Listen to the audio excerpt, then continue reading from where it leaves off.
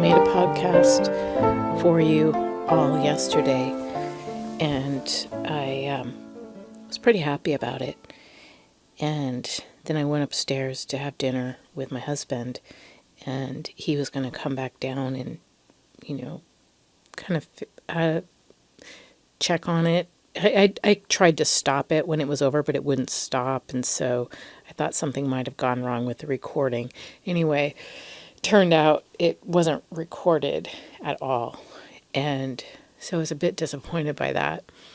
Anyway, I was talking to my daughter about it this morning as she was running out the door, and she wanted to know, well, what was it about?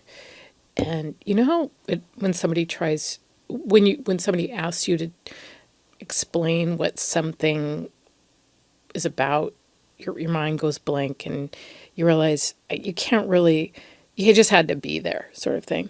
But I made the mistake of actually trying to condense what I said to you all yesterday in the podcast that wasn't recorded. And I said it was really about love. And right off the bat, she, smiled and said, "Oh, mother." No, she didn't say mother. I wish she would have called me mother. I always wanted to have a child who would call me mother, but she just calls me mom. Anyway, she said, "Don't use that word. Nobody likes that word." So I said, "Well, why?" And she said, "It's just meaningless." And so I thought, well, that's interesting. Love as a word is meaningless. And I tried to think about what that might mean today, and wondering if I was going to try and recreate the maze of the podcast from yesterday, because essentially when I do a podcast, it feels as if I'm going into some sort of catacomb or subterranean place where I don't know where all the different passages are leading, but they seem to be leading somewhere, and it's exciting. It's an exploratory process, and that I would say that might make my podcast a little bit more frustrating for some, probably many who are used to, going on, a podcast. It's more like a superhighway, and, you get from A to B very quickly, and, the points that will be covered, and that doesn't require much trust. But when you listen to one of my podcasts, it's almost like an act of faith. You don't know if you're going to be wasting your time or not. And you're trusting me to guide you or deliver something. So I think that's kind of, that's really cool that anybody would do that anybody would trust somebody to guide them like that. So that's a good reason to listen to the podcast at all, to see if you can do that, to see if you can, let yourself kind of use your imagination and allow yourself to waste some time with me. It's not really a waste of time, but it could be seen as a waste if you're a kind of linear person and you want, your bullet points, and you want to make sure that your ideas are reaffirmed or confirmed. Anyway, so, Jesus, I really want to try and not say anyway. That's something I'm working on. But, so throughout the day, I've been thinking a little bit about love and what I mean by it. And let me back up a little bit. What I'm going to do is I'm going to explain the part of my podcast yesterday that never recorded, where I felt love. I felt this feeling that, to me, I described to my daughter as love. And I'm thinking about what love actually means to me in this regard. So I listened to my last podcast, the one that I just put out about sorting yourself out, the one in which I tried to sort myself out.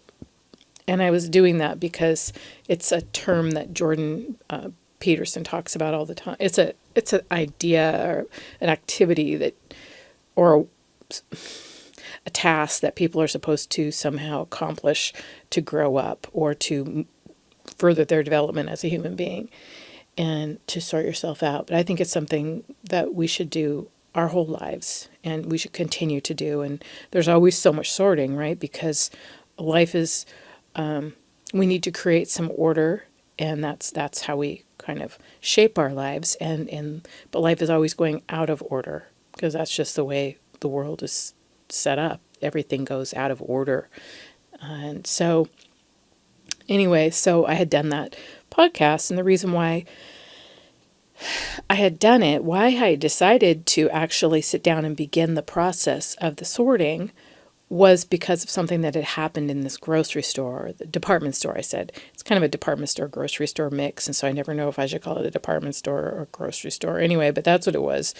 I was in this store, and after a long day of kind of getting things done, but also sort of spinning my wheels too by becoming distracted and oversaturated with disparate information that I was gathering compulsively to some extent online.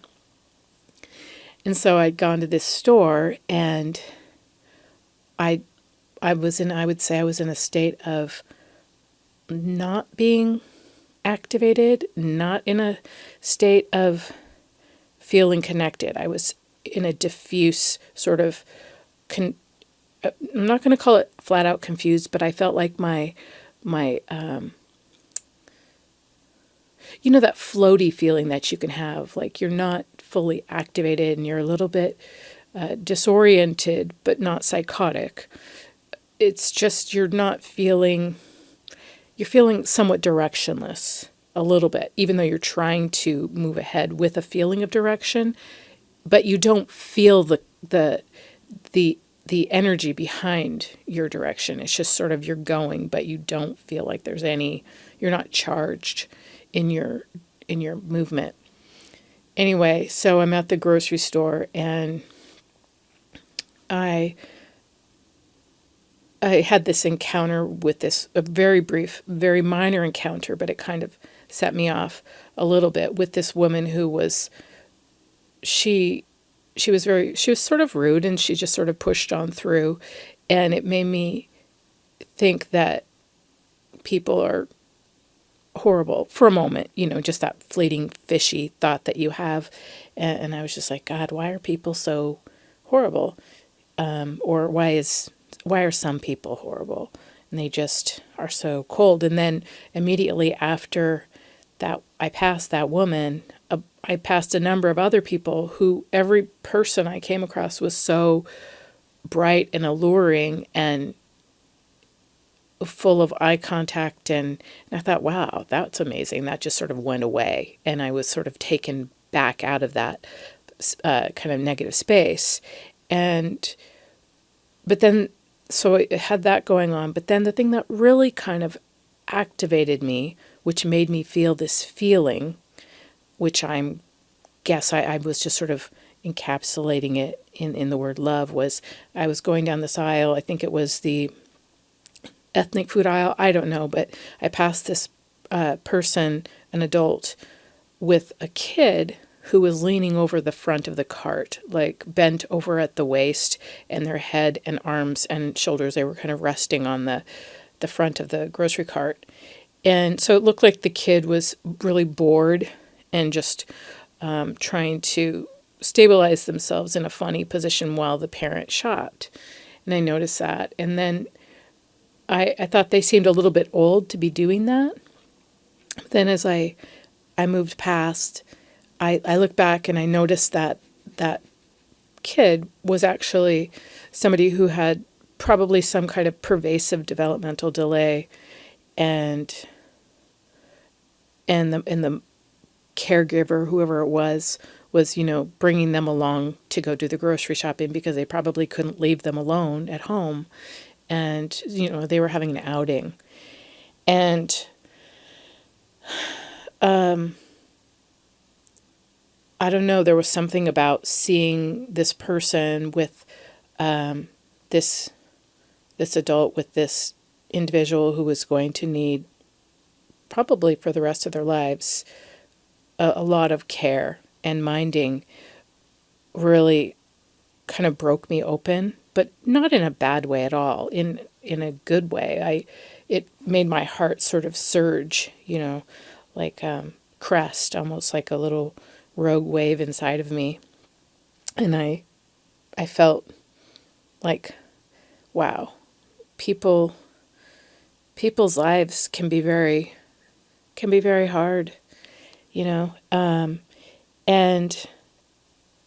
that was a moment, that little rogue wave of compassion that sort of broke through was what seemed to break me out of my kind of floaty, kind of directionless way. And I noticed I became very energized, and I felt very aware of all the people around me and in the store. And I became very aware of us all being together and trying to survive, and how, and that every person probably has something that's very difficult to them, because that they live with, but I can't necessarily see it, because what happens is we generally are able to conceal, for the most part, from most people, our difficulties. But sometimes people can't conceal their difficulties in a public space, and their difficulty becomes a public experience, and it becomes something that's a shared experience, whether they want it to be or not. And I thought this woman and this child they couldn't hide the difficulty that they experienced. Now, how they actually experience that is their own business. But to me, I know that's hard. And so I guess I've always been that way. I can't not notice. It's hard for me to not notice the public displays of trouble, or, kind of, I'm not going to say errors of nature, but things that can be less than optimal, can make people's lives difficult. So I noticed at the same time that rogue wave went through me, it did activate this other feeling, like I'm describing, where I felt very aware of everyone, and I felt like I had like a mental traction suddenly from that. So the awareness of the pain and sort of a sorrow, I also felt like I was holding on more tightly to life, and I was able to, like I said, have some traction, gain some psychological purchase. And that made me want to go home. And I thought of you guys, and I thought, this is love. I don't know exactly, I have to document this. I have to explain this, because I don't know why. Maybe there's something, it's like, it was a moment of a revelation or inspiration or epiphany or light, a Jiminy Cricket moment. And I thought, I need to go and document this day. I didn't even know that moment was what was necessarily doing it, but I only really figured it out later on when I listened to the podcast, and I realized, I was activated in the store by this scene, and I had to go home and write down everything that happened in the day. That moment made me try and understand my life more fully, and it made me try and gain a sense of control of my life. It made me get back into the driver's seat, if you will, and to realize, I guess, when you say that you're in the driver's seat, that means that you're taking hold of your life, and you're trying to, you're taking some responsibility, I guess, but even that sounds a little bit abstract. But anyway, I think that I should explain something as well, that when I was younger, I think the reason why that produced the rogue wave, seeing the child who was not quite right, was because when I was growing up, my mom, who I've said she's not right, she wasn't right, and she was sort of, when I went out with her, she wasn't in her right mind, and I remember having experiences in public with her that made me feel transparent and exposed, and as if other people could see through me and into my life the same way I could kind of see into that woman and her child's life at the store. And it was so hard, and it was really humiliating for me as a younger person. And I yesterday I went kind of into details of some things that happened with me and my mom in public, but I don't think I'm going to do that right now. But just essentially her kind of acting out, because, she was having a difficult time, and she had an illness. And I all I could think about was that everybody could see that I was a child of somebody who was broken, and I guess it produced shame in me.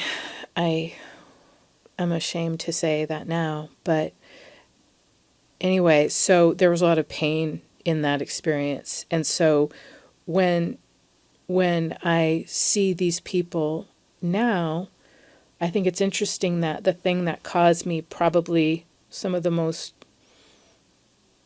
the deepest pain that's sort of really bound up like a knot inside of me, that's taken me probably my whole life to try and figure out, when I see people who remind me of that experience with my own mother, it's interesting how my own pain connects to what I think may possibly be their pain. But at the same time, the next thing that seems to happen is this is sort of eruption of energy in me, and a feeling, like I said to my daughter, I could just describe it as love. And I think what I think love is for me is suddenly knowing there's a reason that I exist, and that I want to reach out to people. I want to connect with people. I want other people to do that.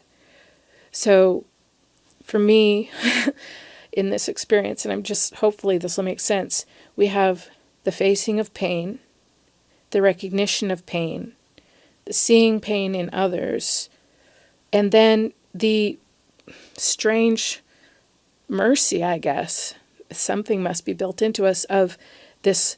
Once the pain is acknowledged or seen, that would be the facing the self, right? Facing your experience, not avoiding it, not reveling in it, but just facing it. Suddenly, what comes is just this incredible feeling of, it's a counterbalancing love and abundance and energy. And I thought, wow, that's really interesting.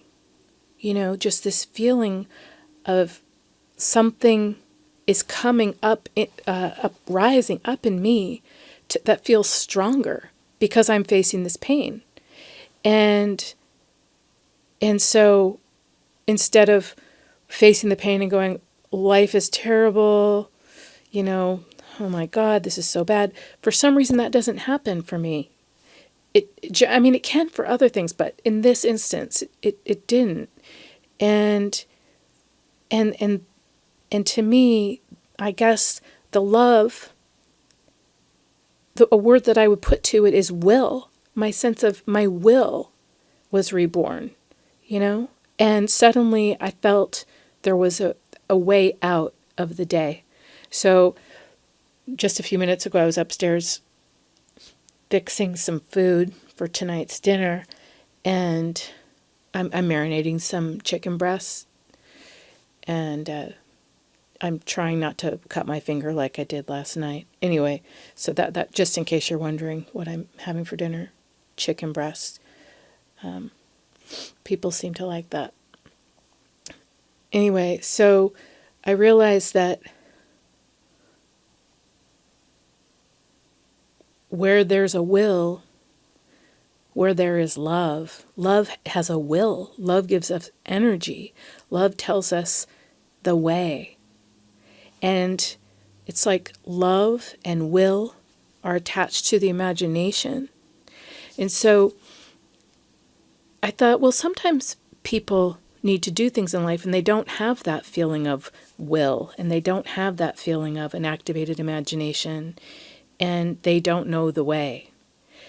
And I thought, well, that's kind of how life is a lot of the times. So when this happened in the store, and I felt kind of, like I said, saved a little bit, I realized those moments, that rushing feeling, are manifestations of an active state of love.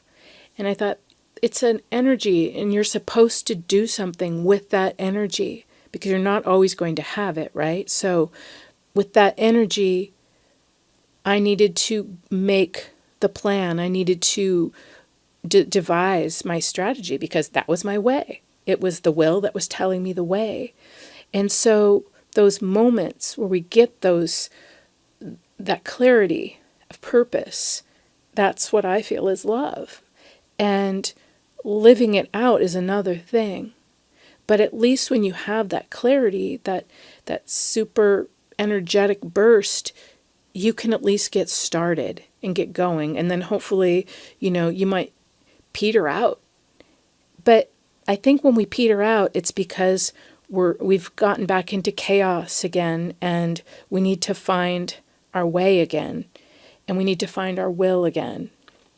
And the way I found my will was I got out of the house, and I went and I was taking care of some business. And you just don't know what's going to activate you. You don't know. You have to be open and ready to receive it.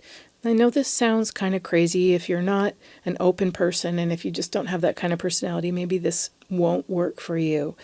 But I think that there are all sorts of keys and moments in our environment that are waiting for us to open us up and help us along.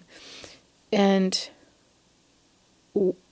I think that they'll naturally be there if you don't avoid the pain and suffering of life. And here's why I think that.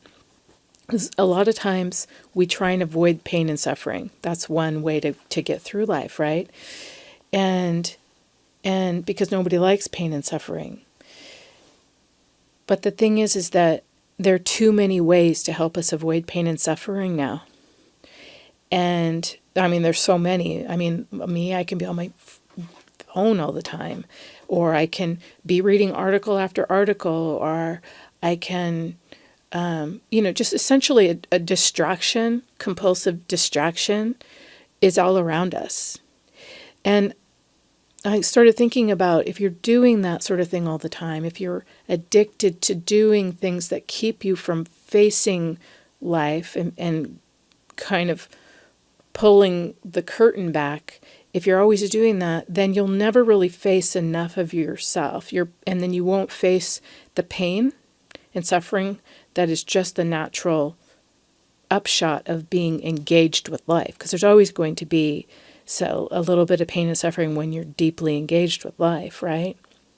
So if you choose to avoid that pain and suffering, then what might happen is you might become sort of numb, and you'll keep taking on, and you won't be able to go through that process that I just described of facing the pain, and then it's like a little crucifixion, of the pain. And then what happens after that is you get this natural, energetic rebirth. I think that that's what happens. Like, think about it. Like, when you face things, it's not that bad. And something happens, and our pain naturally is going to produce some kind of soothing. We have to soothe. And I think it might come from within us because that's like our, the love or the will is emerging up to help you wrestle with the pain, right?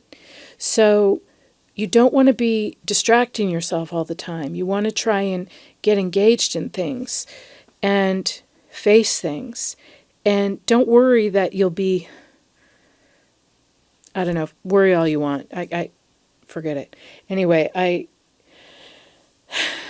so I think facing ourselves and facing our pain is very important. And like I said, you don't need to worry about making up pain. I think plenty of us just have, every person has pain in their life. We all have pain and suffering. We can't get away from it. I think this is really exciting. That our pain, I've thought this before and I've written about it years ago, but I haven't just sat here and actually tried to speak it out before, except for the other night I did, or last night I did try. But the thing that I was thinking about yesterday that I wanted to tell you guys about had to do with, that was why I made that video. So anyway, but the thing that I was also talking about yesterday was I was speaking with a woman who had come to talk to me. Oh, it's been about a year. She's been with me about a year, so she sees me weekly. And she had avoidance strategies, which we all have them to some degree, but she had quite a bit because she was a very open person and very conscientious person and caring. And she was also very, very worried all the time. So she had gotten in the habit of kind of not seeing herself. So she just had anxiety, which was too much anxiety. Anyway, she was sort of inundated with chronic, constant doubt about everything. So she didn't trust herself because she, in always avoiding herself because she had too much anxiety, she hadn't learned to activate a part of herself that she could trust.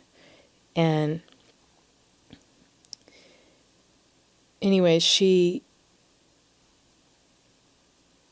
through the year of listening to her. Oh, also with all the anxiety, a lot of times people who have high anxiety also have very high shame and guilt too, which is interesting. So they seem to be associated. And it's very hard. It creates more avoidance strategies because when you have too much shame, you just can't bear the act of kind of facing yourself. So you start avoiding yourself more and more, and essentially you become kind of numb and confused and difficult. Your life becomes very difficult. But throughout the year of talking with her, she began to face herself. And I don't tell people what to do when they come to me.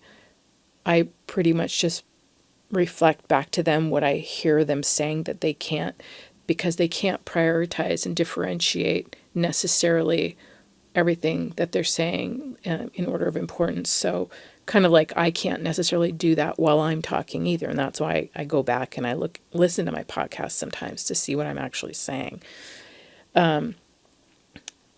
Anyway, so I noticed she was confused about everything, right? Like her next direction. She had just gotten married, and she said at one point that I remember her saying that she never wanted to have a child of her own.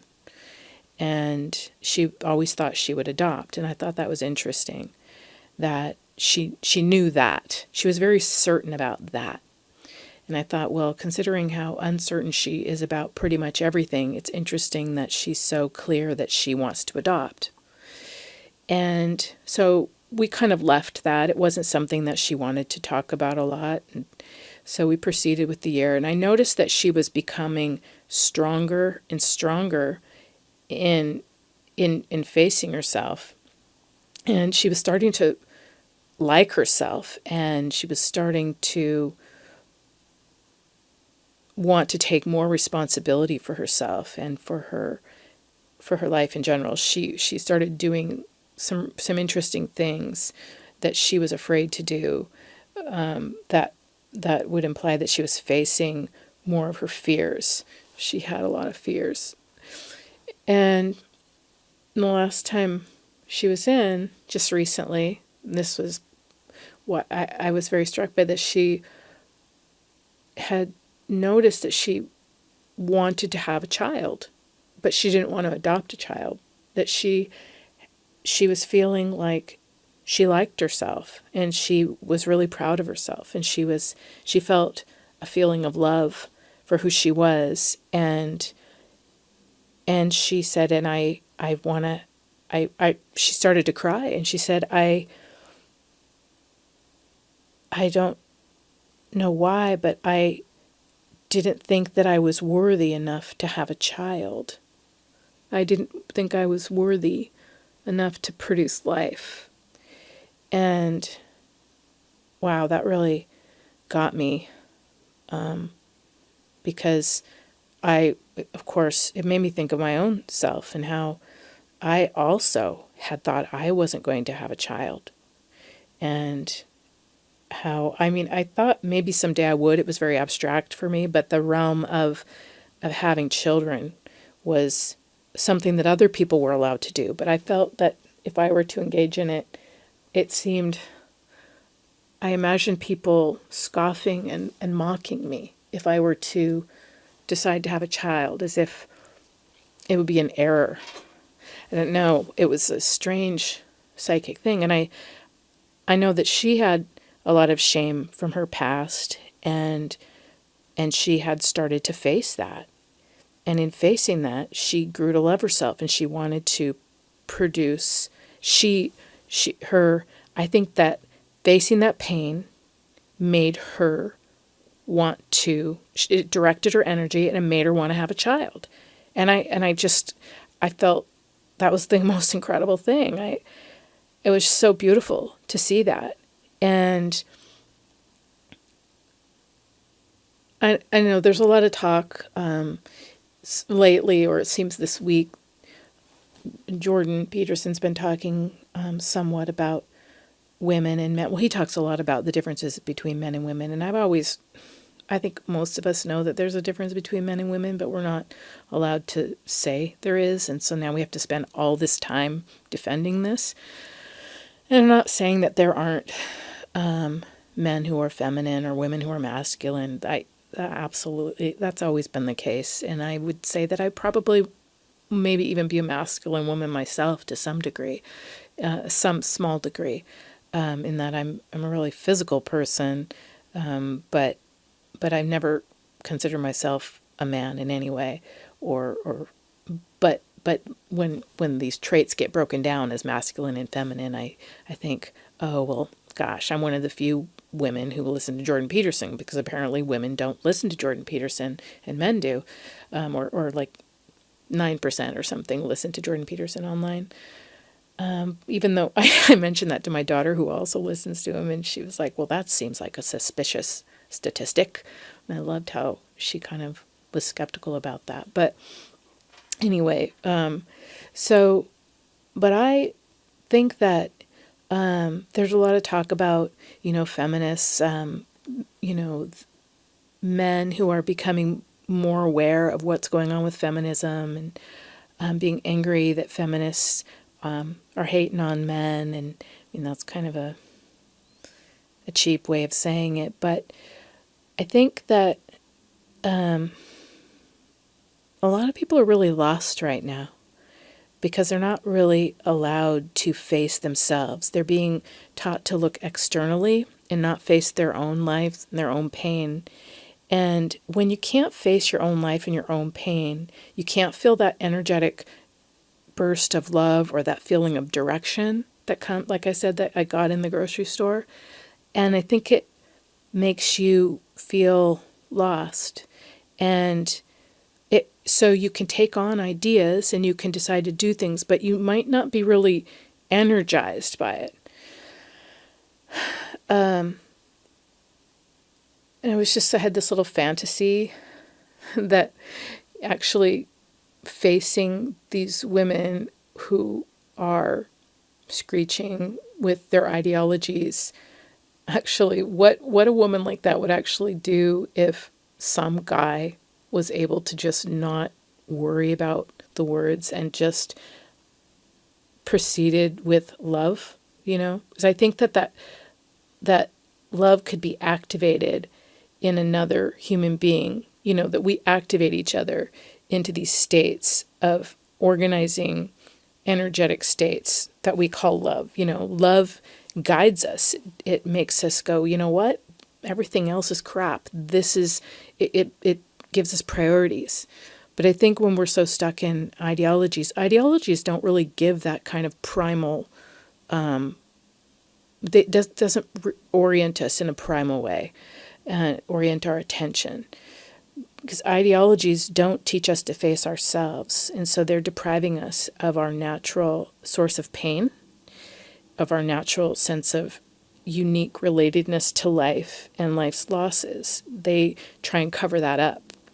At least a lot of the social justice warrior ideologies do when they sort people into categories and, the oppressor, oppressed categories. So when people get away from their own personal relationship to themselves, it's almost like they become deprived of direction from within, which is the most powerful and the most lasting and the most sustainable.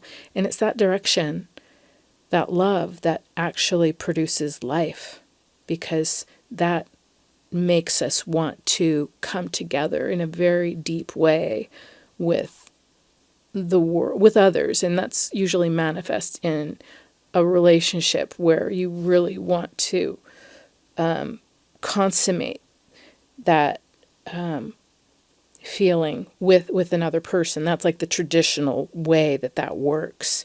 And so this is kind of maybe a lot of philosophical words to describe attraction, but I think it's deeper than that.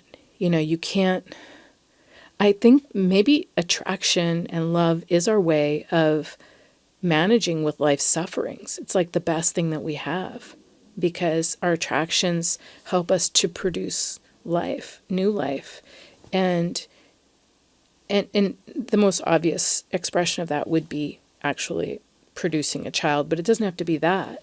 It's any way that you consummate your, and that would be a more creative consummation, creative, like abstract creative, like in a realm that doesn't have to do with actually biological life.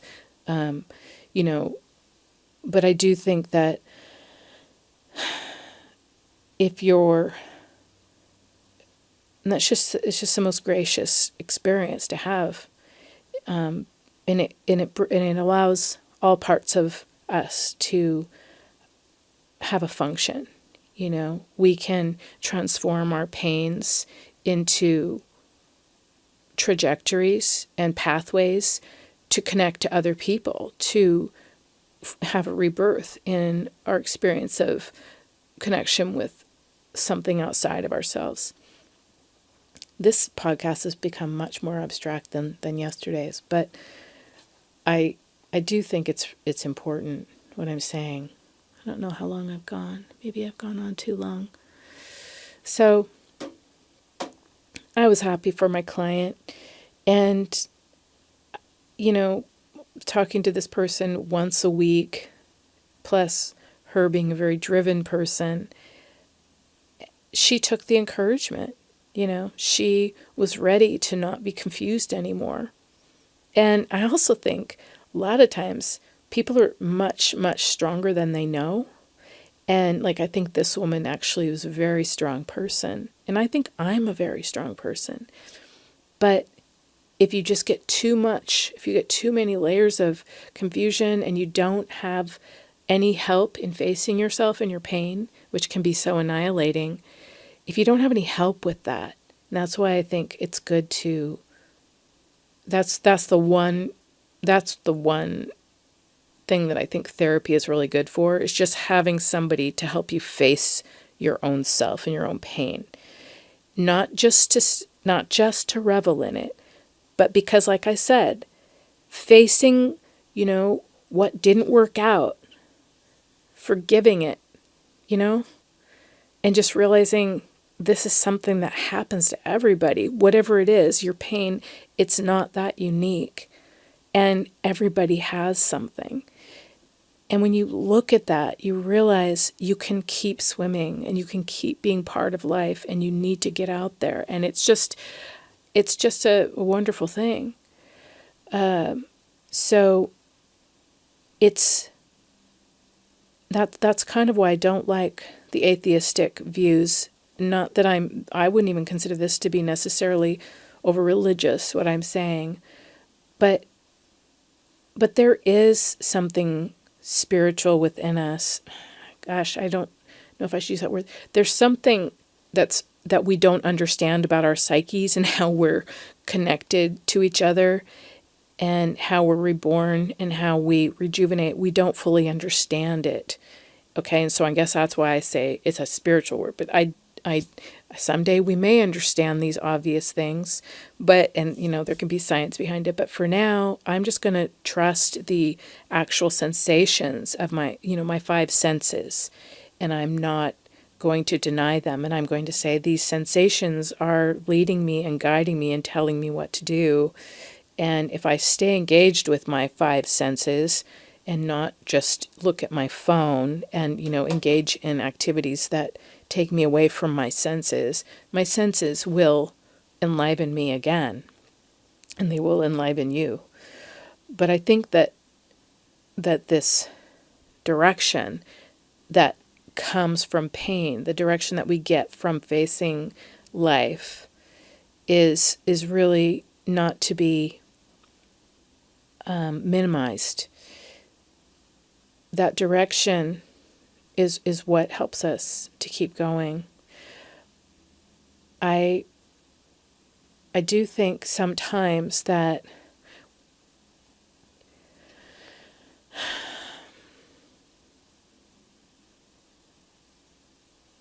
I don't know. I have more to say, and I think this is all I'm going to say for now. But don't give up on the social justice warriors. All hope is not lost. I think that this love that I'm talking about is much more powerful than ideology.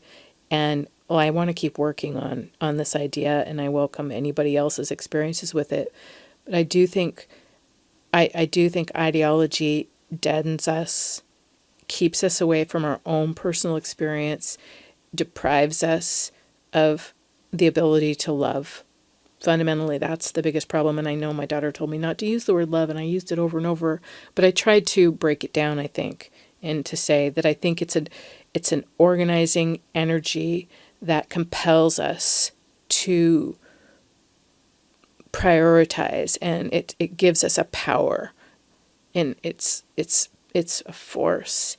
And we should always be so grateful when we have that experience and know that we need to get to work and we need to map out our game plan when we're actually enlivened by that experience. So, for instance, you find somebody and you have a feeling of you're activated and you have a feeling of love, maybe towards a potential romantic partner. Well, you should think about that, and you should think this is a moment where my priorities can be set, and I'm going to get an extra boost from the universe or wherever this comes from inside of me, from God, whatever you want to call it. I'm going to get an extra boost because this is directing me in what I'm supposed to do, and it's going to take you to the next level. And then you're going to have some more suffering, and then you'll you'll have another boost again that comes when the suffering comes. So you have to have the suffering. So if you're doing things that keep you from your suffering, then you're going to be interfering with the boosts that come from the love that relieves you of the suffering, and that gives you the direction out, gives you the will and to find your way out of the next suffering, which will take you to the next level in your life. And what would be some of the things that you would be doing maybe that would interfere with your facing yourself? I think you could probably come up with those yourself, but things that, like I said, for me, I definitely think looking at my phone a lot is getting in the way. So one thing, or like there's some pretty obvious ones that a lot of people are engaged in, like pornography is pretty strong. Any drugs or alcohol abuse or overuse is going to be pretty strong. Anything that deadens you and that keeps you from, that makes you feel almost like you're too much in a womb type experience, that means that you've gone back inside. And that's the opposite. Being in the womb is the opposite of facing your pain, right? Because when you're in a womb, you're not doing a damn thing in there. You're just kind of waiting it out. And ideally, wombs are just for, little creatures that can't live outside of the body. And so they're sort of unconscious creatures. So you don't want to go back into those womb states on a routine basis. If you do go into a womb state, it should be pretty rare, and it should be like, I don't exactly know. I'll have to think about that. But you don't want to make a lifestyle of getting into that kind of oceanic womb state experience. That's what drug addiction does. It creates a frictionless experience, means there's no conflict. And a lot of people are drawn to that. They come to think that their life should always feel that way, and they don't want to have any friction, psychological friction, so or physical. So they get into this sort of womb state, and that creates, it's very addictive to want to always go back to that. So anything that kind of puts you into that state on a routine basis for too long is going to interfere with your natural interaction with the terrain of your life and the psychological terrain of your life. And you'll become weaker.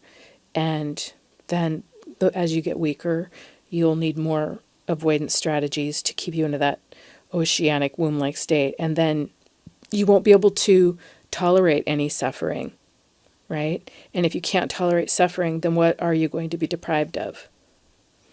The feeling of love and that direction that comes with feeling love. Love is a purposeful feeling that's very strong. It's almost orgasmic when you feel it. It's like a psychological orgasm. It's a seminal experience to have that explode inside of you. So you want to take those things out of your life if you can, or at least become aware that you have those kinds of things in your life that are keeping you. One thing that I've been doing, because it's spring, and I started this a few months ago, I have a very large yard, which is very big. I probably wouldn't have chosen to have this big, huge yard in this space if I had known how much work it was going to be. But it's something that I spend a lot of time in, trying to create this sort of, I'm trying to create a beautiful space. I don't know, it's taken me, I've been working on it for 10 years or more, 13 years. And it's so much work, and it's always discouraging when I face it in the winter time, like in January and February. I look and I think, oh, there's so much work, and it's there's so much vegetation and trees and different things, and I don't have a gardener except for my husband, who now is very invested in it as well, but he didn't used to be, and so I used to do it all by myself. But anyway, I have noticed that when I go out and I work on this thing that I want to avoid, I start to get really strong when I'm facing the difficulty of pruning and weeding and trimming, and for me, it's a huge project, maintaining that. So I have that. That's one thing that I consider my discipline or my practice of facing myself, and at the same time, I get beauty back. So it's a winning kind of experience. So you put hard work in and you see beauty coming. And as the years have gone on, I've noticed that this practice or this discipline of working in this garden has actually oriented my thinking around who I want in my life and where do I want them situated in my life, and because I'm doing something that's hard. So sometimes people have like a yoga practice, or they have some kind of some other physical practice like running or mountain climbing or whatever, doing things that are strenuous, that you know that you're going to get a good feeling from, but they're kind of hard too and a little bit arduous. Those are good things to do instead of the things that give you that instant gratification, that instant oceanic state. So you want to kind of stay away from those. And that's that. And that's that. So that's why sorting yourself out is going to help you to get the life that you want, and it's going to make your mind and heart and soul and body and all of that. It's going to make you a fertile human being, and it's going to make you someone who others can trust. And I don't think there's anything better than that, being somebody that others trust. And that's a whole nother podcast. So I'll talk to you guys later. Take care.